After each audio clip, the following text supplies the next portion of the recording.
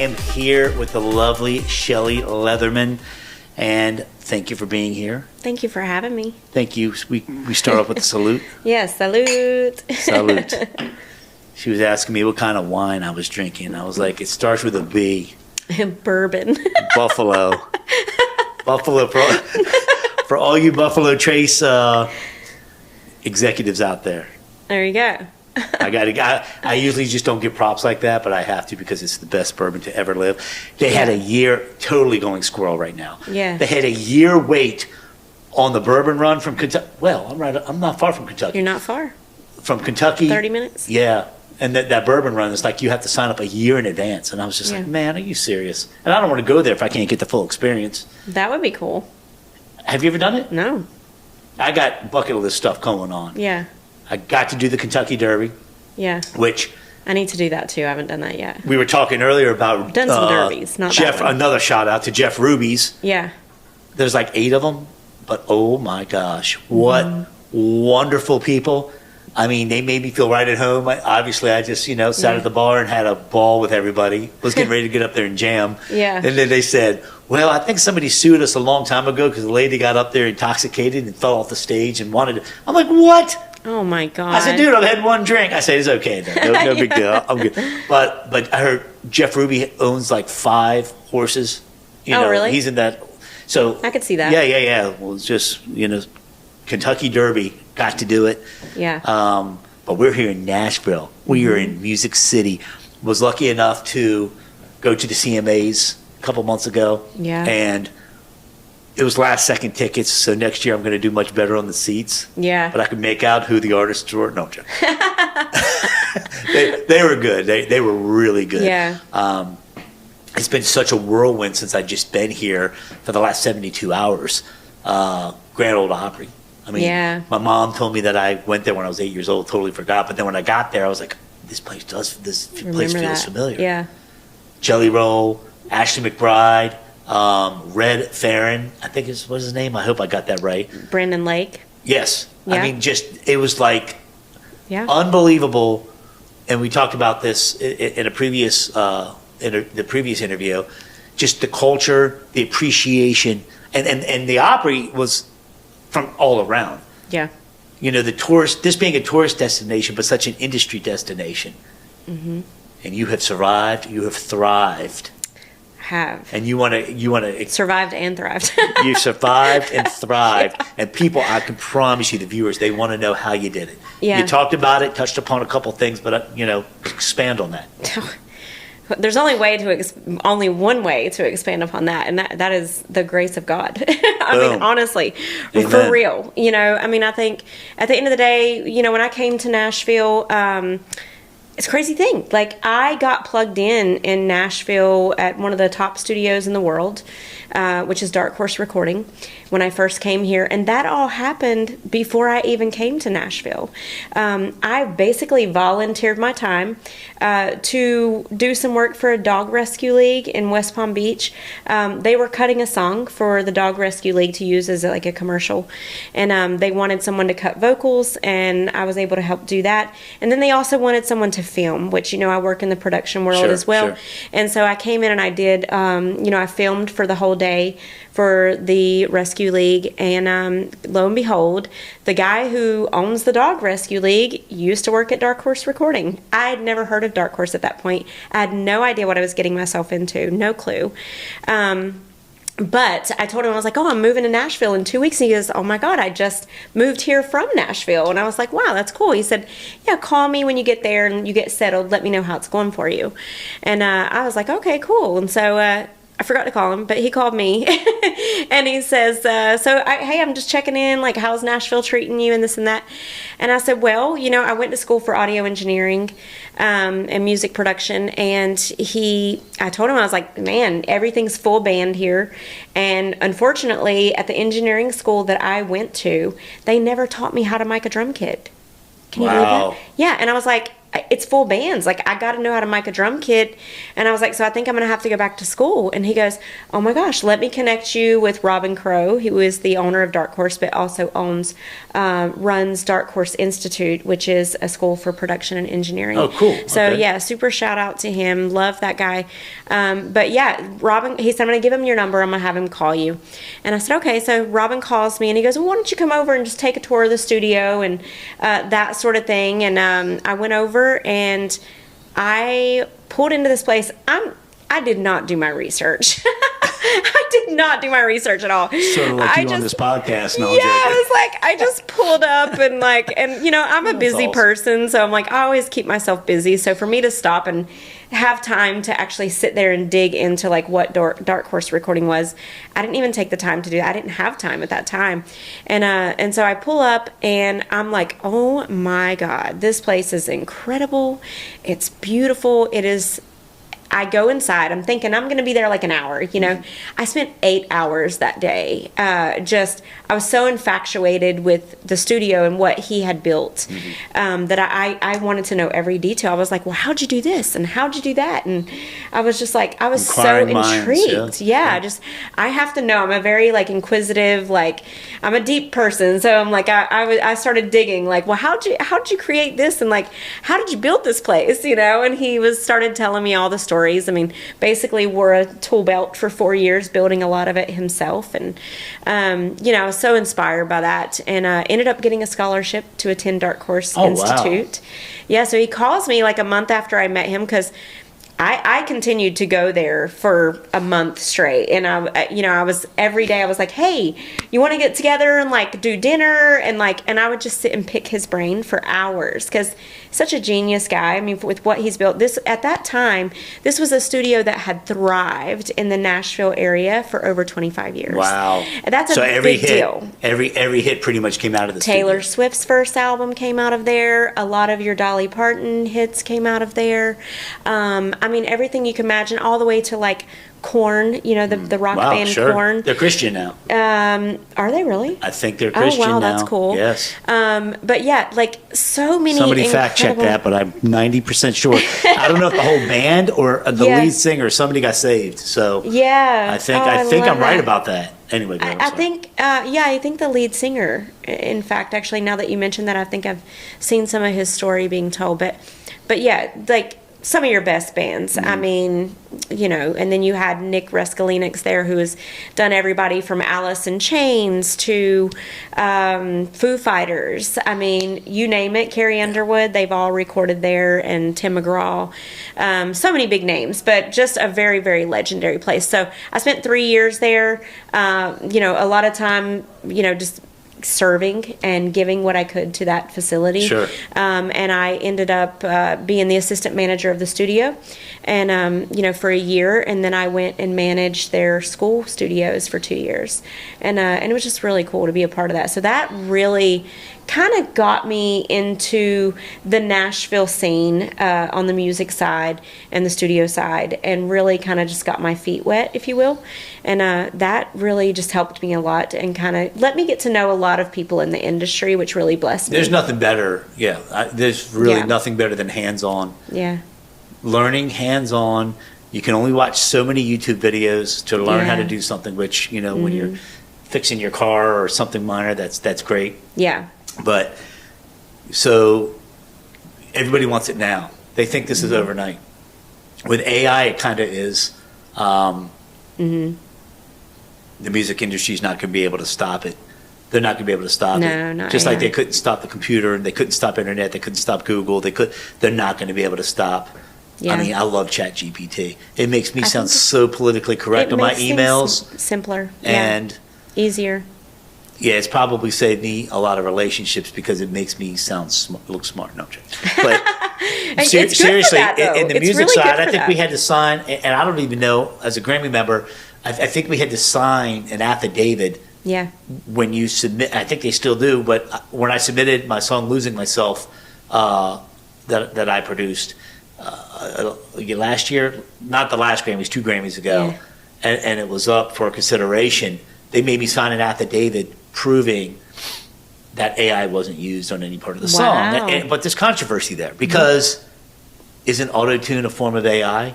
Isn't your mastering of whether you use Ozone 11 or Ozone 2, whatever you use with iShowcase, is every part of the digital aspect of it is technically a kind of a derivative of an AI. Yeah. So how do you answer that truthfully? Because it's just a technology. It's just like, I mean, if you think about it, plugins really kind of are AI, really. they are exactly are. Yeah. That's exactly That's it. It just wasn't called AI when they came out with plugins. Well, not right. Yeah. And nothing took this industry like storm, Yeah. more than Napster did. When Napster came out and everything was going digital and the CD was going to die and become a novelty, Which it did. we adjusted. But I Yeah. mean, the record companies got hammered. The artists, and we were talking about the artists and what it really takes to get to that next level. Yeah. And it really becomes like we were talking about Kane Brown. Yeah. And how he really, the good old boy system in Nashville, which we spoke about, it is what it is. And there's a certain procedure and certain, nods and blessings you have to get from certain groups. And that's fine. That's great. It's kind of cliquish. Very cliquish. Yeah. And that's okay. Yeah. They've earned that. Yeah. And they put out great products and they got great backing and they're good people. However, a Kane Brown, who's unbelievable talent, I think he's amazing. So good. He hit it so fast, so hard, whether it was TikTok, IG, or whatever. He went viral so fast, and so did Jelly Roll. Yeah. They went viral so fast that it was hard for someone like him, as an example, For them to go through the proper process in Nashville, if you will. And for them to gatekeep. Good. You said it. I mean, but they adapted to it. They adjusted to it, and now they're accepting to it. I saw the man, on the CMA stage. Jelly Roll's killing it. Jelly Roll's from here. So what a great story for the community. Yeah. And which is a great segue or transition into, you said something earlier about how all this stuff at Dark Horse and everything happened while you weren't living here. Everybody wants you to live here, be here. That's how it was when I was in Orlando. Yeah. And doing what I did down there for 20 years for the biggest theme park in the world. You had to live there. There was no way, when I was young, I was like, oh, they're going to fly me down. I'm so good, whatever.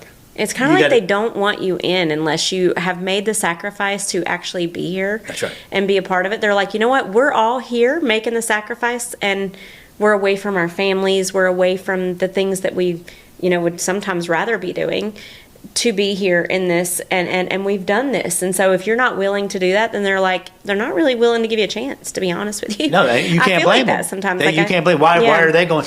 It's the same argument they're making about people not going to the office anymore. Mm-hmm. All of a sudden they have to go back to the office. Well, wait, if I have to go to the office and work, well, luckily I don't have to. My office is my studio. But but what I'm saying is, if somebody else has to go to the office, why shouldn't they have to go? And all of that. But which is interesting. Would you take living downtown by Broadway, downtown Nashville, versus Leaper's Fork or Franklin? Or the Brentwood, or the outside, if you could, afford your beautiful house, perfect. Because I got friends living in all those areas. Yeah.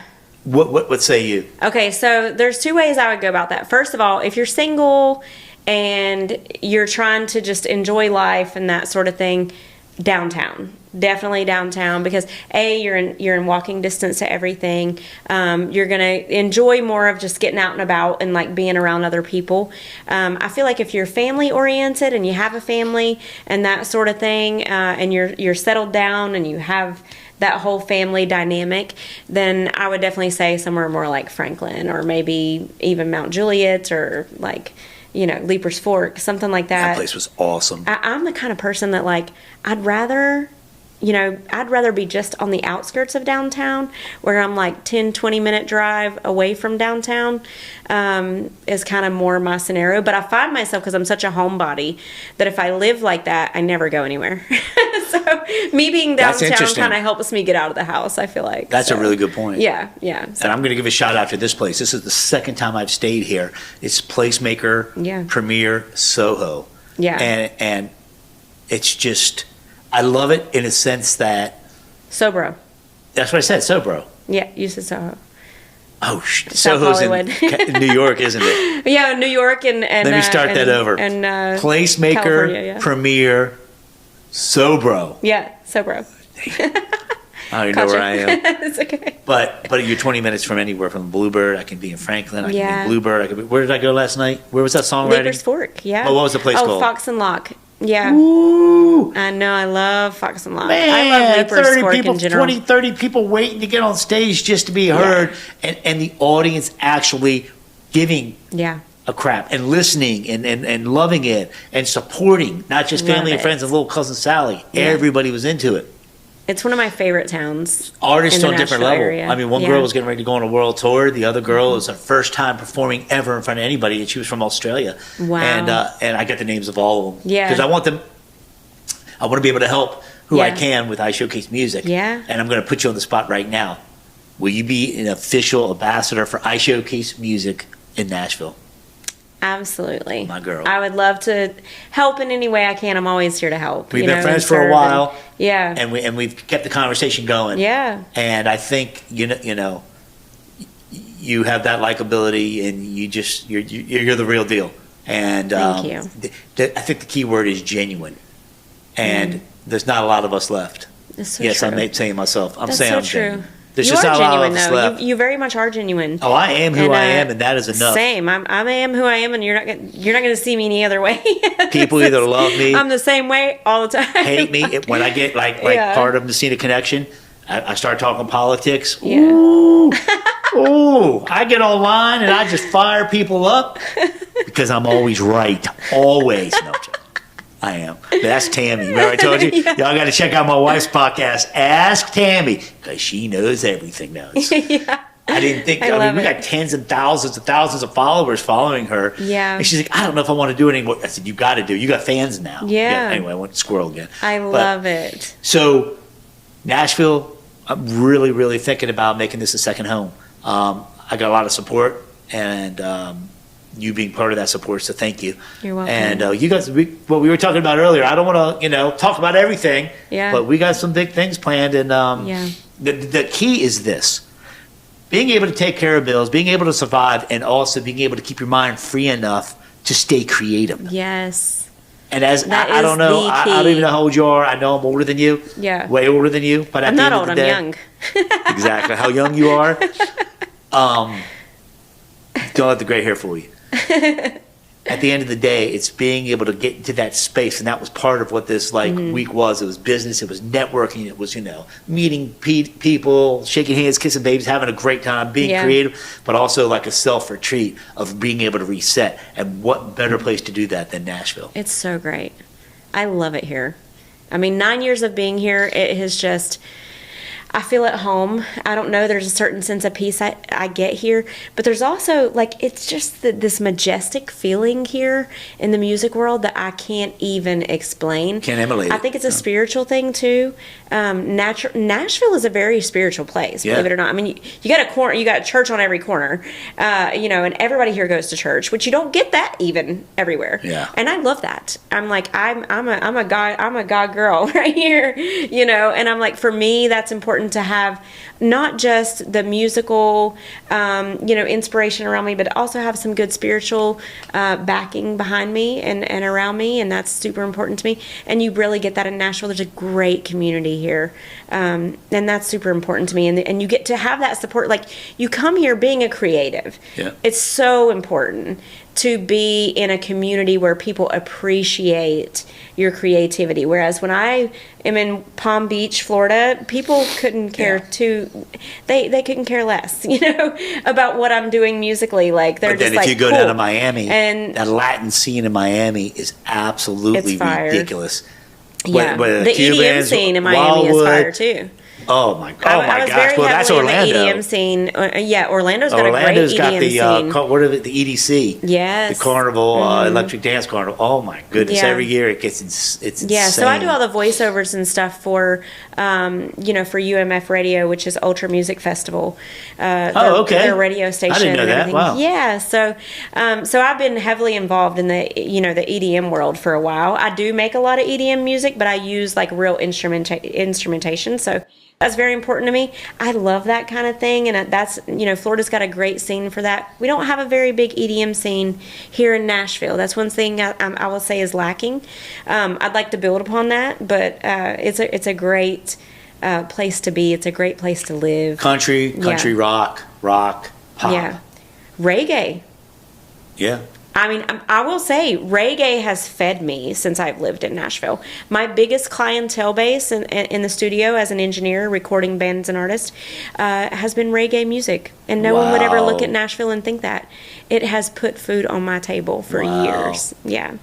That's right. You said you did an interview with the Wailers?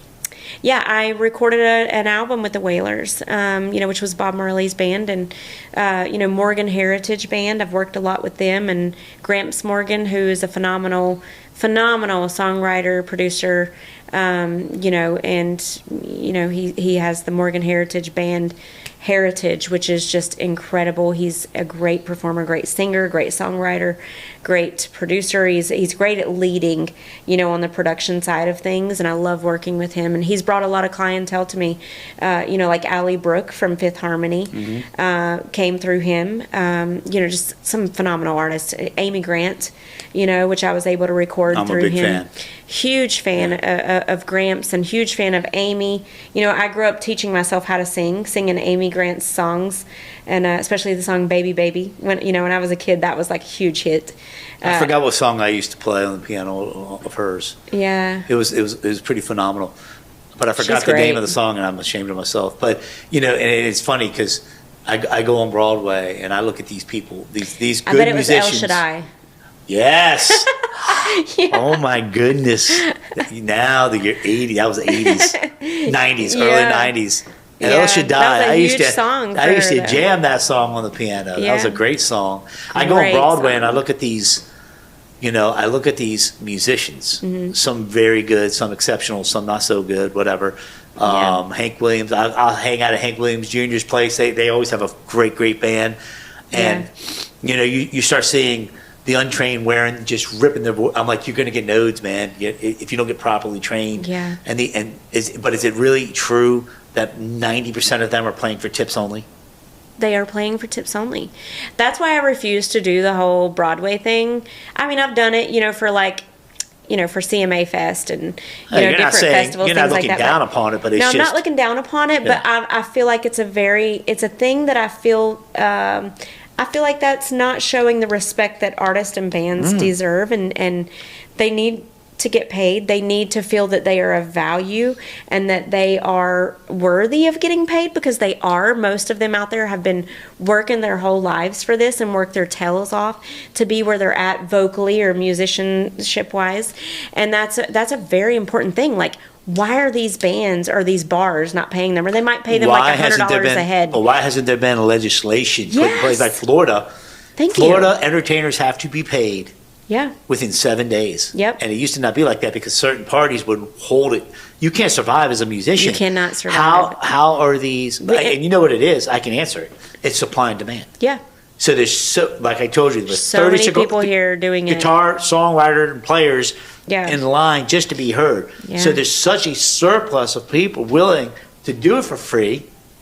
And those people need to recognize their own value and worth and not work for free, because you are setting the standard for what comes behind you, or what you're setting the standard for everyone around you. And it's like, it frustrates me even in the studio. I see managers pushing producers that they manage. I see them pushing producers to cut songs and produce songs for like $1,200 a song, which is that's a lot of money still, but when work for hire, but plus, someone plus that's 3%? Already at the point, plus their producer credit, okay, and then, but also being at the point where some of these producers are definitely worth way more than that. They've already had major hit records.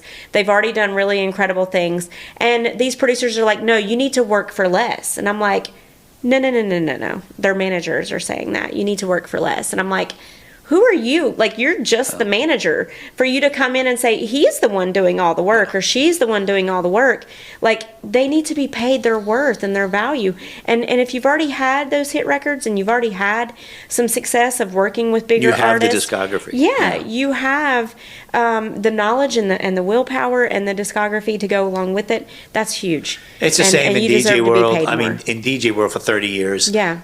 I've worked hard and I've earned. First of all, if you're a pain in the ass, I will not do your event. I will not DJ your wedding. I don't even do weddings anymore. If I do 3-4 weddings a year, not that I'm not willing to.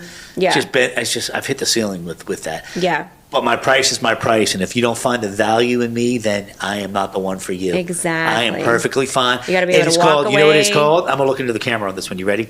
Yeah. It's called the power of no. Once you learn the power of no, and you do respect your own value and what your self-worth is, you have so many things open up, because it breaks my heart, because what I get from these musicians there on Broadway is they want it so bad, and they're working so hard, and they're just wishing and praying that one person's going to come in, that one executive from Music Row is going to hear them, but they're not valuing themselves. No. They're not valuing themselves. No. You have to see your own value. You have to have your own self-worth. And if you don't have that, that's gonna bleed into every area of your life. That's your finances especially. But it's gonna bleed into every area of your life. So you gotta stand up for yourself and have some self-worth. Have self-worth, self-respect, and put your foot down. Set some boundaries and set a higher standard for yourself financially. I think we just wrote a song. Yes. What should we call it? It doesn't rhyme. I'm good at rhyming, though. There are no rhymes to it. I can drop a beat. Yeah.